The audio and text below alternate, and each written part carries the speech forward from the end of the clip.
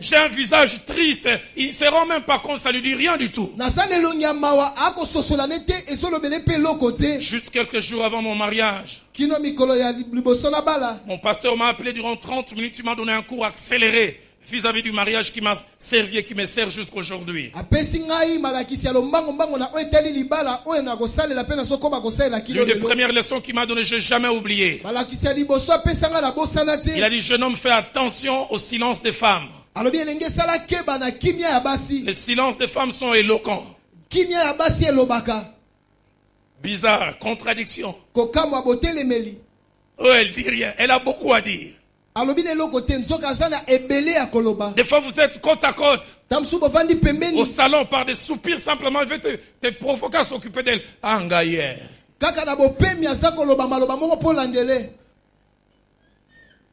Et toi tu n'es que devant Real Barça. Wow! Mais il n'a rien dit.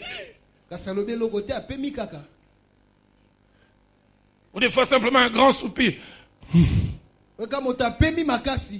Un bon philosophe français a dit, cœur qui soupire n'a point ce qu'il désire. Et puis toi tu te retournes. Chérie, c'est un problème. Elle commencera toujours par la réponse officielle. Non, il est côté. Et toi, l'homme spirituel qui a un doctorat en théologie. La Bible dit que ton oui soit oui. Que ton non soit non. Tout ce que nous ajoute vient du diable. Elle a dit rien. Si tu vis longtemps, tu apprendras quelquefois quand elle dit non, tu arrêtes la télé. Chérie, je te connais, je vois dans tes yeux qu'il y a la tristesse. Il y a un problème. Et tu entendras subitement.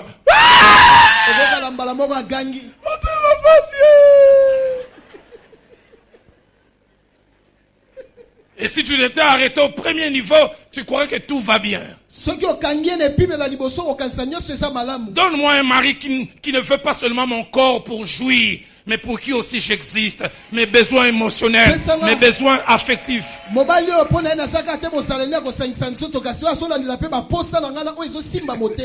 Pasteur Ferro et moi, on a suivi le cas d'une sœur au début de Philadelphie. Elle a dit quelquefois, il y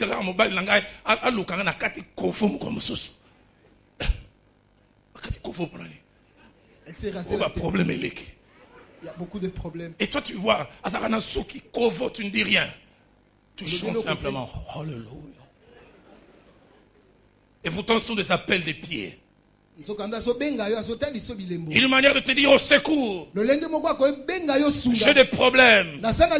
Et Dieu veut que dans des couples dits chrétiens, que ces choses où quelqu'un s'occupe des besoins de l'autre puissent exister. Genèse 24, au verset 67, nous parle de l'apport de Rebecca dans la vie d'Isaac. Après le décès de sa mère, un grand vide affectif. Les gens ont vu dans la vie d'Isaac un avant et un après la venue de Rebecca. Isaac prit Rebecca qui devint sa femme. Et il l'aima. Il avait ajouté ainsi, fut consolé Isaac après avoir perdu sa mère. La version Tob utilise le mot réconfort. Donne-moi quelqu'un qui à mes côtés vient m'apporter des choses. Viens d'enlever le poids qu'il y a sur mes épaules. Oh, mais Genèse 26, au verset 8, nous parle d'une scène très rare dans nos couples. Même dans les couples dits chrétiens. Et pourtant, c'est ce sort d'image que Dieu rêve. Que Dieu souhaite. Que Dieu veut voir dans les couples, surtout des chrétiens. Écoutez ce que la Bible dit.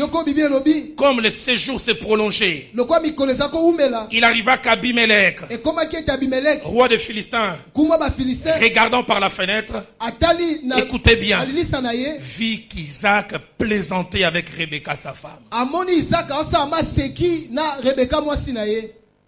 Un couple de plusieurs années, il plaisante. Les mots ici traduits plaisanter est un mot que l'on retrouve 12 fois dans la Bible. Qui veut dire rire et même rire aux éclats. Qui veut dire jouer ou faire un jeu. Du reste, français courant les traduit autrement, il dit il plaisantait tendrement. Nouvelle Bible second et Tob vont plus loin. Il dit il s'amusait. C'est-à-dire il se divertissait. Il s'occupait agréablement. Il s'est récréé. Il s'est répandé la gaieté. La version la colombe va plus loin. Isaac badiner avec sa femme. Le mot badiner veut dire faire les pitres, faire les clowns. Je suis arrivé un jour visiter un couple. L'homme plus âgé que moi. Il portait sa femme sur le dos, il était en train de jouer cheval, Kidi. Je suis rentré, j'étais comme gêné. J'ai dit, excusez-moi, il dit non, pasteur, on t'excuse pas, on va continuer. Kidi. Où est le mal? Dieu est content de cela. Vous, votre couple, on dirait que c'est comme si on vous a fait. Vous êtes des co-voisins. Vous êtes comme les voisins des trains ou des métros en Europe. Allez en Europe, dans le métro, on ne jamais. On a livre, on a journal. Ou deux condamnés à mort qui seront exécutés demain qui méditent sur leur mort.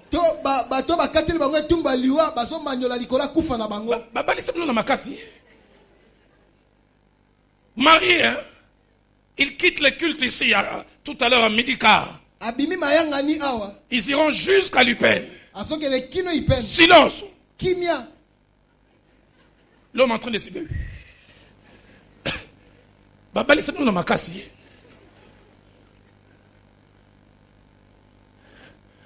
Mais d'Isaac et Rebecca ont dit, ils plaisantaient.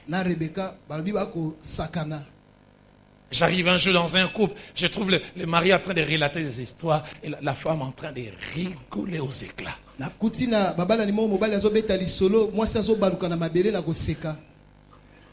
Tu es content de cela? Que c'est triste de voir dans les couples où devait y avoir la complicité et il n'y en a pas. Ecclésiaste 9. Au verset 9, les sages donnent ces conseils précieux. Jouis de la vie avec la femme que tu aimes. Et cela pendant tous les jours de ta vie de vanité. Ce que Dieu t'a donné sous le soleil. Il dit c'est ta part dans la vie. Apparemment quand tu es avec lui, avec André, que tu t'ennuies.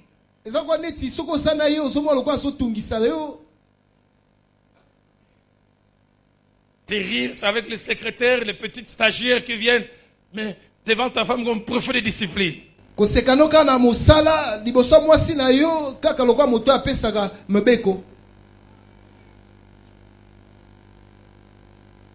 Dieu veut qu'il y ait la complicité.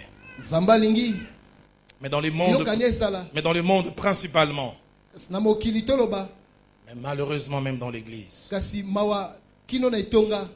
Dans le couple supposé chrétien, parce que l'homme et la femme sont supposés être réconciliés avec Christ. On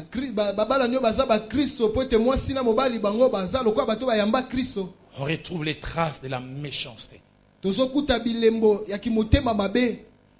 ce cadre où on devait s'enrichir, se faire du bien, on se met à la nuisance à l'autre, vis-à-vis de l'autre.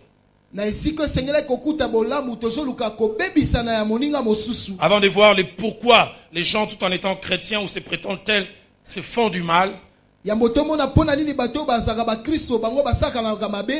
voulons voir comment les gens font le mal, comment les gens sont méchants dans la vie du couple. Oui, manière rapidement. La première manière dont les gens sont méchants dans la vie du couple, c'est en étant durs l'un vis-à-vis de l'autre. Absence de douceur en parole, en attitude ou en action. La présence de la violence verbale. Et au comble les injures. Écoutez cet homme comment il parle de sa femme, imbécile. Bon à rien. Je ne sais pas où j'ai ramassé cette chose. Ton épouse. Si tu es de la province de ma femme, tu l'appelles Kakaj. Kaelokoyo. Kaeloko na Sokola. Oh, ta femme.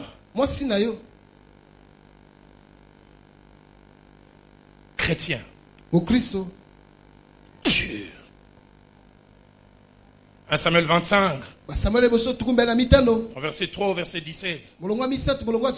La Bible nous donne 3 informations concernant Nabal. 1, il était dur, rude, absence de douceur.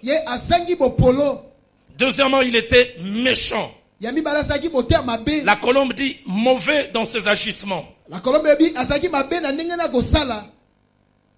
Et le verset 17 montre tout ce que cette méchanceté a amené. Il était si méchant qu'on osait lui parler. Et ça, c'est un de ses serviteurs qui dit, mais tout montre que même sa femme. Quel couple où la femme tremble concernant son mari. Et il ne sait pas lui parler.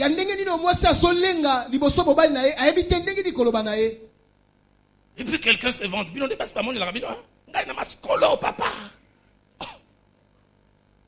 Tellement méchant qu'on ne sait lui parler. Elle est malade et n'ose même pas te dire. Je suis malade, je reçois réponse à Katamangala. Mais que dire aussi des femmes? On dit qu'elles ont les dons des injures. Des femmes, avant qu'elles ouvrent la bouche, elles t'injurient par les regards, mais bali. Ma bala, ya bala bala.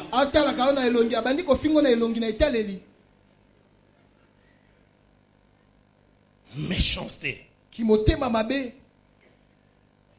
Des injures en privé. Des injures en public. Des injures devant les enfants. Des injures devant les travailleurs. Quand on parle d'injures, on parle des gestes ou paroles adressées directement ou indirectement à quelqu'un pour l'offenser, toucher son amour propre, lui faire du tort, l'abaisser à ses propres yeux, aux yeux d'autres personnes. Proverbe 12 au verset 18 résume cela.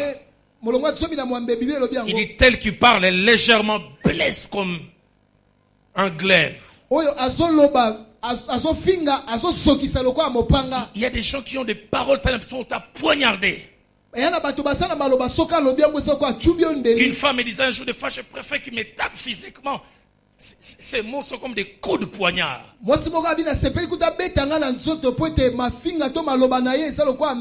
Psaume 57. Au verset 5, David dit, je suis au milieu des gens dont la langue est un glaive tranchant. Frères et sœurs mariés, les paroles ont une grande force et une grande puissance. 1 Samuel chapitre 1er, verset 6 à 7. On parle de 2 conséquences qui arrivaient dans la vie d'Anne. Elle pleurait. Elle produisait ces liquides qui sortaient de ses yeux à cause de la douleur de son cœur. Elle n'arrivait plus à manger, elle perdait l'appétit. À cause des paroles, la Bible dit, ça arriva à la mortifier. Elle pleurait, elle n'arrivait plus à manger, non pas parce qu'elle ne voulait plus. Les paroles touchaient son amour propre. Je regrette de t'avoir épousé. Tu es l'erreur de ma vie. Et les Kinois le disent mieux, Ndoki avi nangai. Et les enfants entendent ça. Triste. Nouvelle Bible seconde dit, elle ne cessait de la contrarier, de la mettre dans l'embarras. Deuxième manière dont on se fait mal, on exprime la méchanceté dans la vie du couple. En étalant à l'extérieur et sur la place publique les erreurs, les fautes et les manquements de l'autre. Il a des manquements, mais c'est nécessaire d'en faire la publicité. La réputation de quelqu'un, c'est toute une richesse. Proverbe 27, verset 21. Dit, un homme est jugé d'après sa renommée. Parole de vie dit, on juge la valeur d'une personne d'après l'opinion que les gens ont de lui. J'étais jeune, je n'étais même pas encore marié. J'ai quitté l'église de la borne, j'allais visiter quelqu'un vers Masikita. J'ai entendu un couple et s'est chamaillé, ils étaient là au balcon. Permettez que j'en parle. Peut-être que l'homme l'avait vexé. Écoutez comment il dit, ne faites que le respecter. Voyez ses sous-vêtements. Dans chacun de ses sous-vêtements, il y a des reliquats. De tout ce que l'on dépose aux toilettes. Malgré cette intelligence, malgré ce bon français, bien même comme il est habillé maintenant. Même si c'est vrai. Est-ce qu'il faut le dire? Même quand il marchera avec un bon français, quelqu'un dira Bolongolera Bilaba.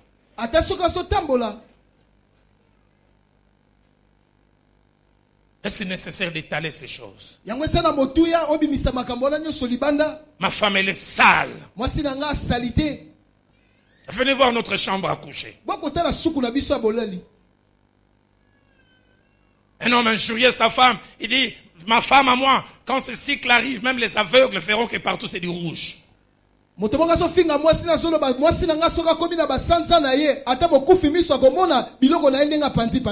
revois un couple. La femme a raté le foufou. Il a essayé de manger, puis il a dit, viens un peu. Il a vu tout sur le visage. Yo, tcha, zoba. Elle goûte un peu les haricots qu'on a préparés. Mais ça, on a préparé pour un cheval ou pour un humain? Pourquoi le sel comme ça?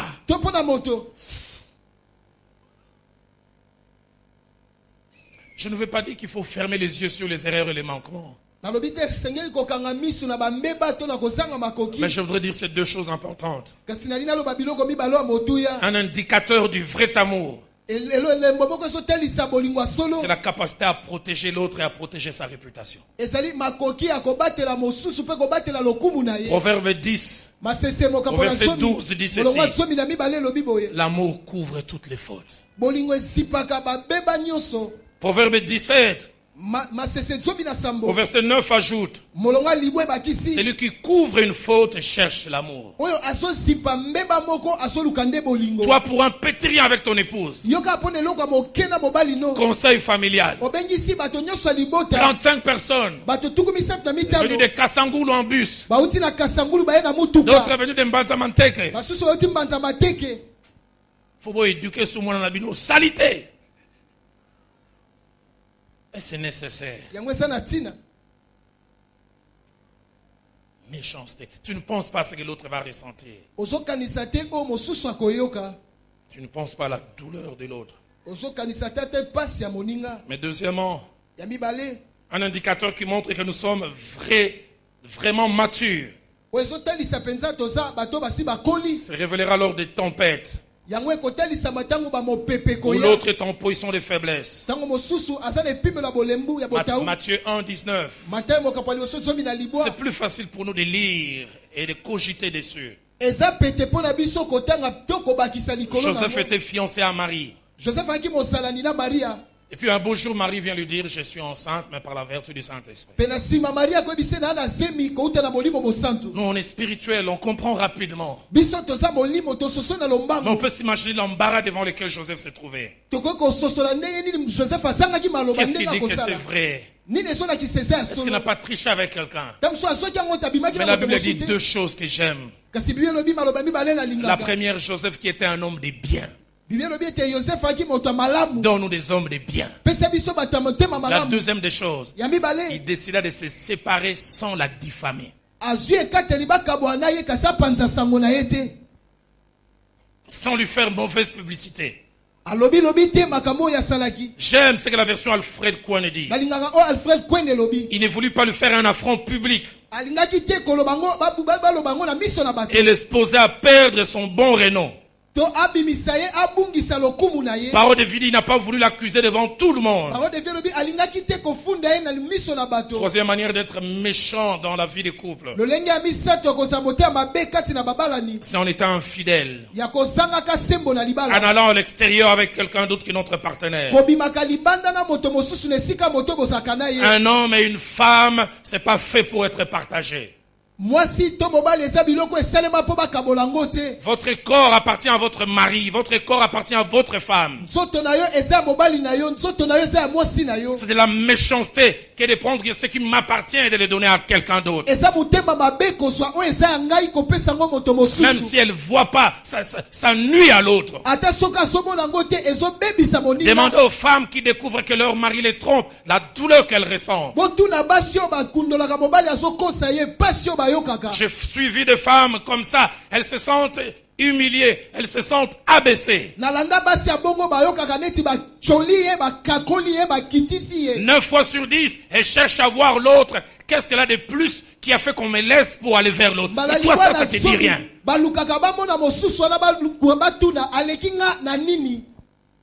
Avoir ta femme qui te trompe. Un frère pasteur disait, tout pasteur que nous avons découvert, Proverbe 6, verset 32. Celui qui commet un adultère avec une femme est dépourvu de sens. Celui qui veut se perdre agit de la sorte.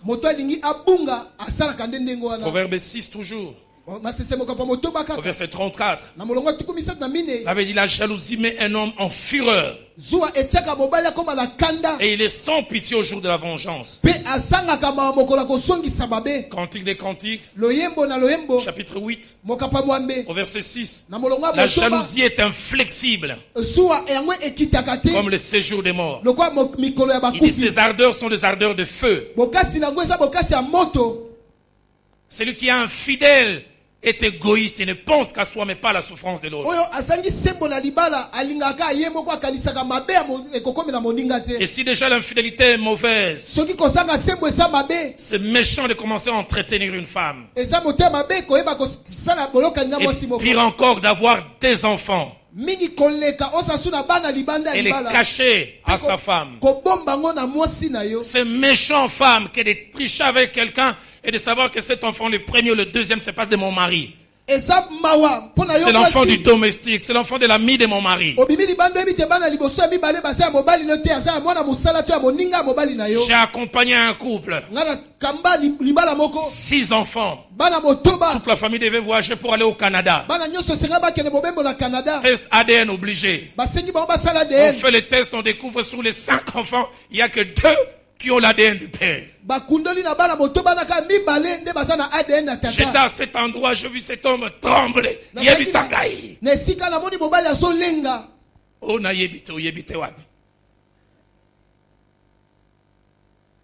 C'est méchant de faire ça. Proverbe 5, 15 à 17. Les sages de manière imagée Parle de l'exclusivité de l'intimité. Censé être réservé à son conjoint ou à sa conjointe seulement. Il dit bois les eaux de ta citerne. Les eaux qui sortent de ton puits. Tes sources doivent-elles se répandre au dehors? Tes ruisseaux doivent-ils couler sur les places publiques? Qu'ils soient pour toi et toi seul. Et non pour des étrangers avec toi. J'ouvrirai rapidement une parenthèse que je fermerai. Si c'est déjà méchant pour un homme, pour une femme de tromper, c'est aussi méchant pour des jeunes filles qui se disent chrétiennes et de sortir avec le mari d'autrui. Tu viens ici à l'église, tu triches avec le mari d'autrui. C'est méchant. Tu voles l'énergie qui est réservée pour la femme légitime. Tu voles les moyens. Si tu ne te convertis pas, que mon Dieu te rencontre. Et tu viens ici, tu lèves les mains, je prie à final.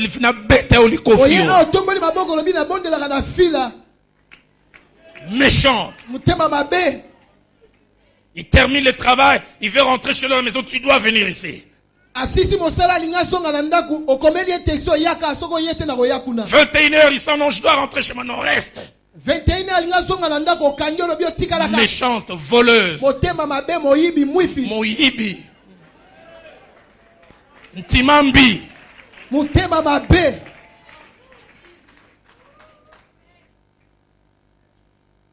Et tu ne peux pas me dire que tu es chrétienne. Ou bien on doit redéfinir la chrétienté. Et tu viens aussi élever les mains. Je t'entends dire nanenga teibo malasuka na ye kende na yodi. Kende même sikoyo.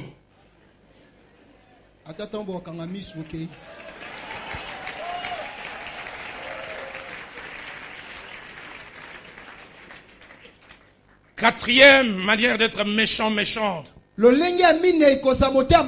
C'est voler son mari ou sa femme. Être malhonnête sur le plan financier. Tu dois amener les habits au lavage ou des vestes, tu découvres $300.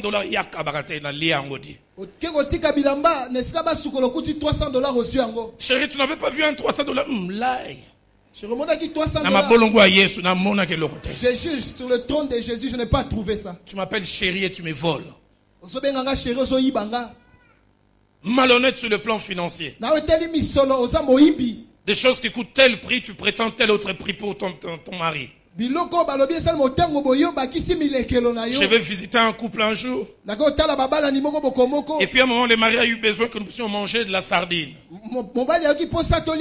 Pas un enfant. J'ai dit, mais tu peux envoyer madame. Il dit, et j'ai découvert un terme. Il dit, c'est une miviologue. Spécialiste en miviologue. J'ai dit, pourquoi? Il dit, il y a quelques années, elle est venue me dire qu'on donnait un crédit de wax ivoirien. Elle a dit que chaque wax c'était pour $50. Elle en a pris 2. Il faut payer en un mois. Le mari dit, je me suis battu, je n'ai pu trouver que $50. Jusqu'au 29e jour, je n'arrivais pas à trouver les restes. Et les délais passés, elle m'a pourri la vie. Le visage défait. Vous savez comment les femmes savent vous manipuler. J'ai honte de passer devant cette maman à cause de la dette. Le mari a supporté une première semaine, quelques jours après, dit, je vais aller me jeter dans la gueule du lion. À l'insu de la femme, il arrive là-bas. Le visage défait, je viens vous présenter des excuses pour notre retard à honorer. Le monsieur regarde, non, vous ne nous devez rien. Si, on vous doit quelque chose. C'est 50, mais c'est moi le vendeur, vous me devez. C'est moi qui t'ai dit, c'est ma... Alors, discussion. Il dit, le wax que ta femme a eu à prendre, c'est 25. Et vous avez payé 50, tout est fini. Tu restes là, signé ici, c'est soldé, c'est vrai. Et le mari rentre à la maison. Chérie, finalement, le wax, là, c'était comme, mais n'est-ce s'arrête. Ça, ce sont les femmes. Et le mari lui dit, je viens de là. Même si c'est 50-50. On m'a dit que c'est pas 50-50. Ça 25, écoutez sa réaction. Même si c'est ce qu'on t'a dit. Mouibi. Mouifi.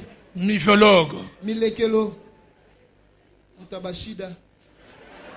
C'est pourquoi le mari dit, même pour la sardine, je ne sais pas l'envoyer. Pour la sardine, ça peut être 500, elle te dira 600. Il y en a 100, on a mis 50. Femme, j'aimerais vous dire, l'amour est attaché à la confiance. Si je ne te fais plus confiance, quelque chose est brisé. Quelqu'un dit dans tout le cas, les mensonges est mauvais. Mais il est mauvais chez une femme belle. Tu es belle, mais maquillage.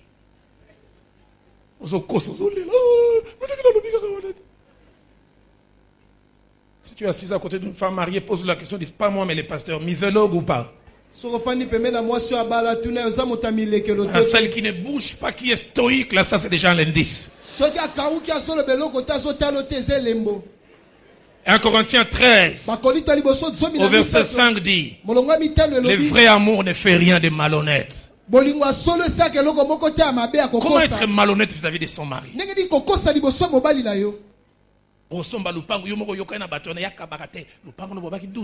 C'est 14.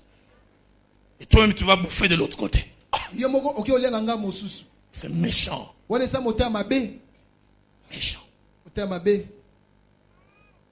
Cinquième manière d'être méchante. Cacher à son conjoint ou à sa conjointe une maladie grave ou incurable que l'on a.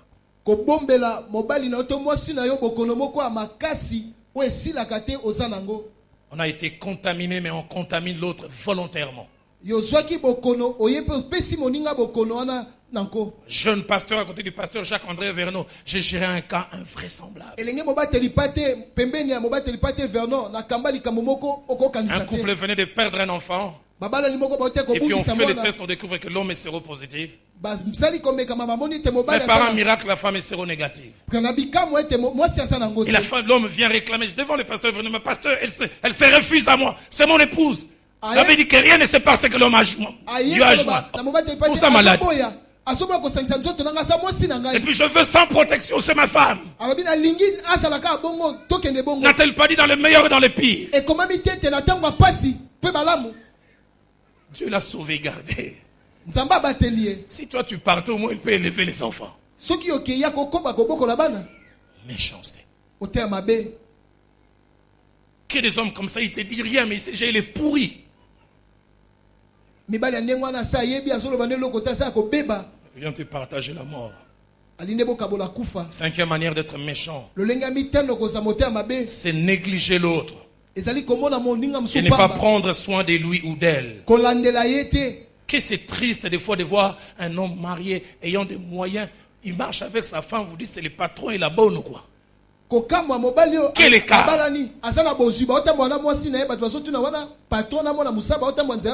Toujours tiré à 4 épingles. Sa femme vous dit elle est dans les 40 jours de deuil ou quoi? Et ça ne les gêne pas. Est-ce que tu prends soin de ta femme? Est-ce que tu prends soin de ton mari? Ephésiens 5. 28 à 29 dit les maris doivent aimer leur femme comme leur propre corps. Celui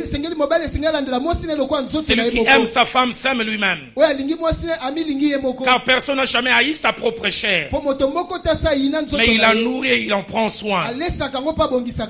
L'homme, ils ont un charroi automobile fantastique. Il roule avec le meilleur des véhicules. Sa femme soit elle est à pied, ou elle roule avec un véhicule qui tombe en panne chaque 10 mètres. À force de tomber en panne, moi c'est mon mécanicien. Elle connaît toutes les pièces. Oh, ça bisilir, mon bébé.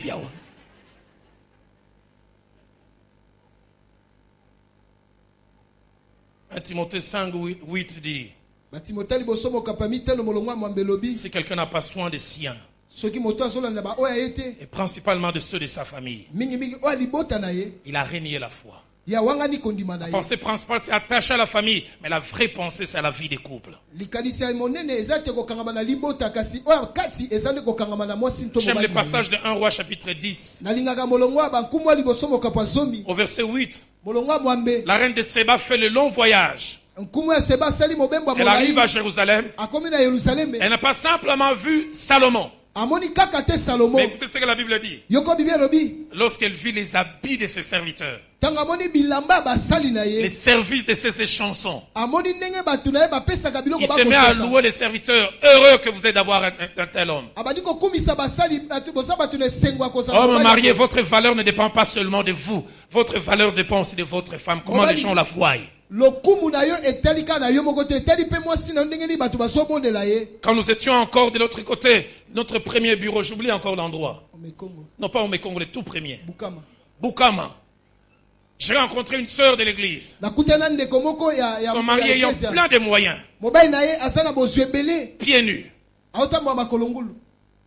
Je demande qu'est-ce qui va? Qu'est-ce qui va pas?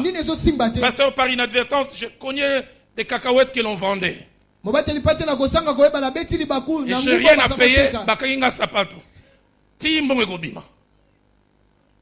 Mais son mari roule carrosse.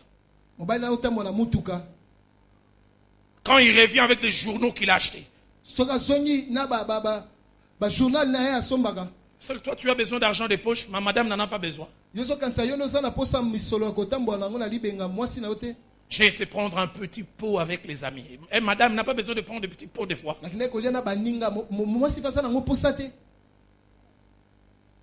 C'est méchant. Négligence de l'autre. Septième manière d'être méchant,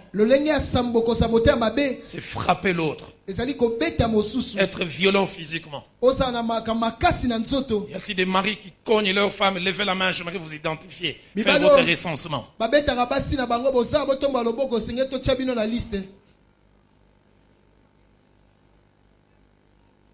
Alors je pose l'inverse. Moi je vais déjà lever la main. Y a-t-il des maris qui ne frappent jamais? Bon, yona kobeta otombolite. Kobeta to tombolite ozawabe finalement.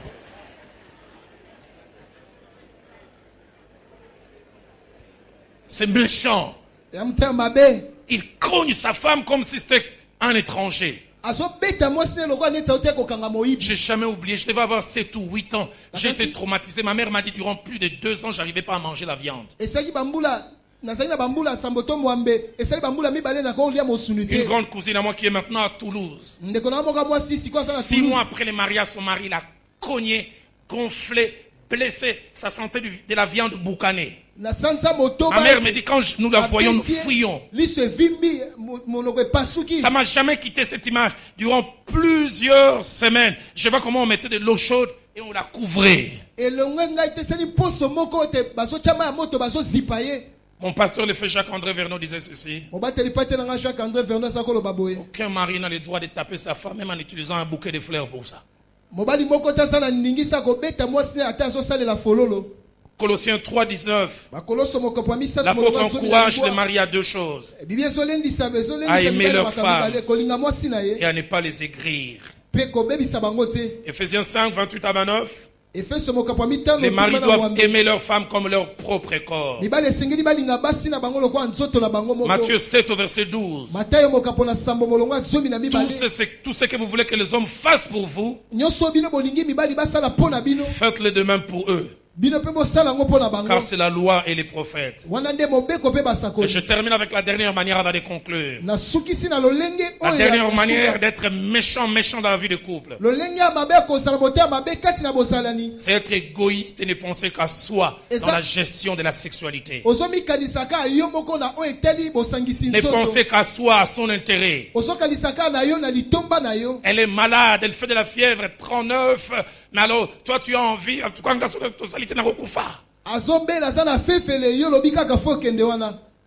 mot des dents intense. Elle pleure.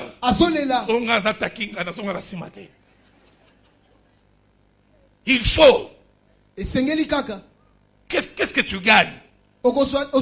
Dans ces rapports où elle souffre, elle est malade, Est-ce que tu tires un plaisir? C'est méchant. C'est principalement nous les hommes. Elle sort d'un deuil, elle a perdu son père, elle a perdu sa soeur. À peine la nuit où elle rentre, tu veux la toucher. Elle dit, on peut attendre. Mon gars, c'est la tican. Hein?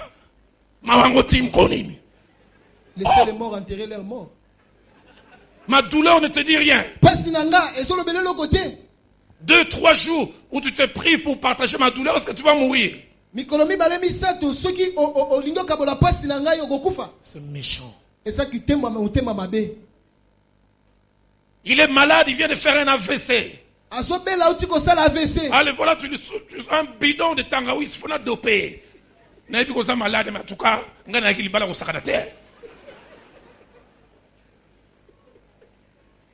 Mais tu vas les tuer.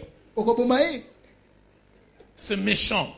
Je vais encore le lien pour les femmes qui font de lui conjugal un endroit où ils règlent des problèmes. Tu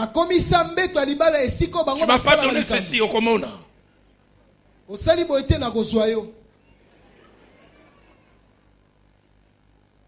C'est méchant. Très méchant. Dans Corinthiens 7:4. Paul dit certes que l'homme n'a pas autorité sur son corps, la femme n'a pas non plus autorité sur son corps. Mais en Corinthiens 13:5, Paul dit l'amour ne cherche point son intérêt. Acte 20:35 dit il y a plus de bonheur à donner qu'à recevoir. Alors en conclusion, pourquoi la méchanceté dans la vie des couples? Pourquoi un conjoint, pourquoi une conjointe peut-elle être méchante vis-à-vis de l'autre? Première raison, c'est l'absence de Christ qui fait de nous ce que la Bible appelle les hommes animaux. 1 Corinthiens 2:14 en parle. Sans Christ, on est enclin à faire le mal. Deuxième raison qui fait que malgré qu'on est dans un couple, on produit la méchanceté. C'est une façon d'être et de faire hériter. Dans Pierre 1 verset 18, l'apôtre parle de la vaine manière mais héritée de ses pères. C'est pourquoi autrefois on disait avant d'épouser un homme, regarde son père. Avant d'épouser une jeune fille, regarde sa mère.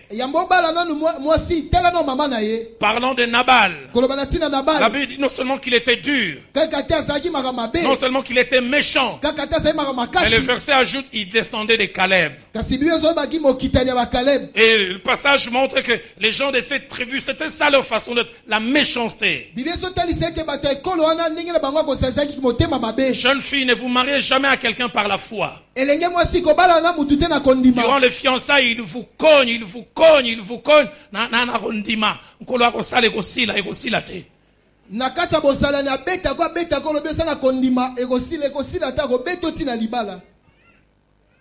Son comportement est dû à un héritage spirituel. Quatrièmement, c'est la possession démoniaque. 1 Samuel 18, verset 10 à 11. On parle de Saül qui cherchait à tuer David en étant méchant. Mais c'était un mauvais esprit qui les poussait à ça. Un mari qui prend la tête de sa femme et qui colle contre les murs. Qui l'a fait tomber les crasses. Le sang gicle, ça lui dit il y a quelque chose qui ne va pas. Elle est enceinte, tu donnes même des coups jusqu'au ventre. Pouf. Là, il y a un problème. Quatrièmement, des choses vécues dans le passé. Des frustrations, des humiliations, des blessures. Nous n'en avons pas toujours l'idée. Mais quand nous épousons quelqu'un, nous épousons non seulement son actif, mais son passif aussi. Il a été écrasé dans son adolescence, il a été écrasé dans son enfance. toutes les frustrations vécues, c'est toi qui paieras les pots cassés.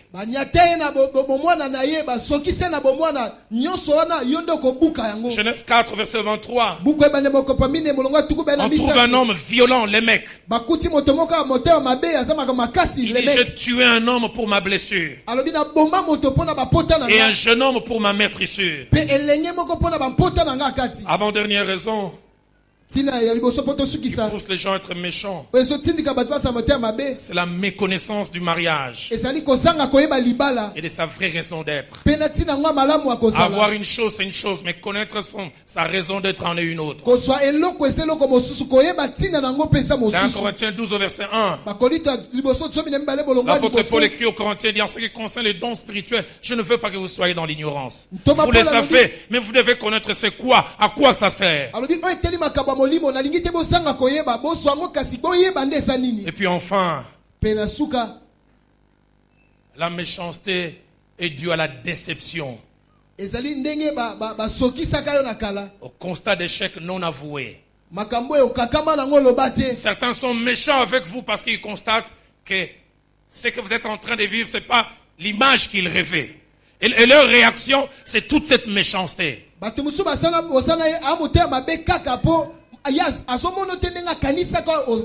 Proverbe